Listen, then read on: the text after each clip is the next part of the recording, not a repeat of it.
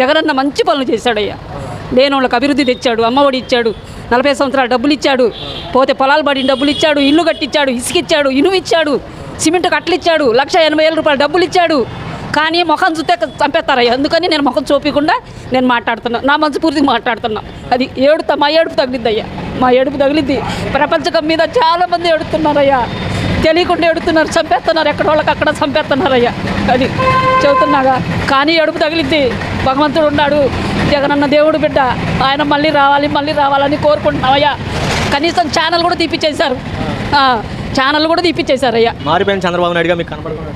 ఏమనండి, ఆయన చేసేది అన్ని చెప్పేదన్నా బూటకం, చెప్పేదల్లా నాటకం. చెబుతున్నాగా, ఆయన ఒకటి చెబుతాడు, ఒకటి చేస్తాడు. అభివృద్ధి అనేది చేయడు. ఆయన లేని వాళ్ళకి బో పెట్టాడు, ఉండేవాళ్ళకి దోసి పెడతాడు. అది పోలవరం కానీ అలాగే ఇప్పుడు 2 సంవత్సరాలు రాజధాని కడతాం ఏందండి. ఆయన వచ్చినప్పుడు వానలే లేవండి, ఆయన వచ్చినప్పుడు వానలే లేవు. చేశాడుగా, అభివృద్ధి చేశాడు. జగనన్న కూడా బాగా చేశాడు.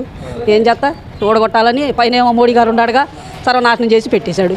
అది లేనోళ్ళకి బో పెట్టాడయ్యా, జగన్మోహన్ రెడ్డి గారు ఈవీఎంలు కాకుండా బ్యాలెట్ పేపర్తో ఎలక్షన్ జరిగితే బాగుండిద్దయ్యా.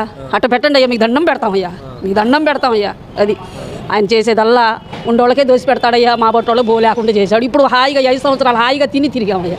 అది ఆయనకు మళ్ళీ రావాలని కోరుకుంటున్నామయ్యా.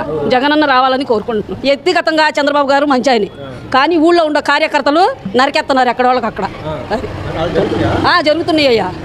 ఆడ కనపడితే ఆడ కొట్టేయమని అనుకుంటున్నారు ఒకళ్ళకొకళ్ళు. నువ్వు మాట్లాడితే నోరెత్తితే కొట్టేయండి, ఇదే మాట. సాగకుండా బతికుండాం.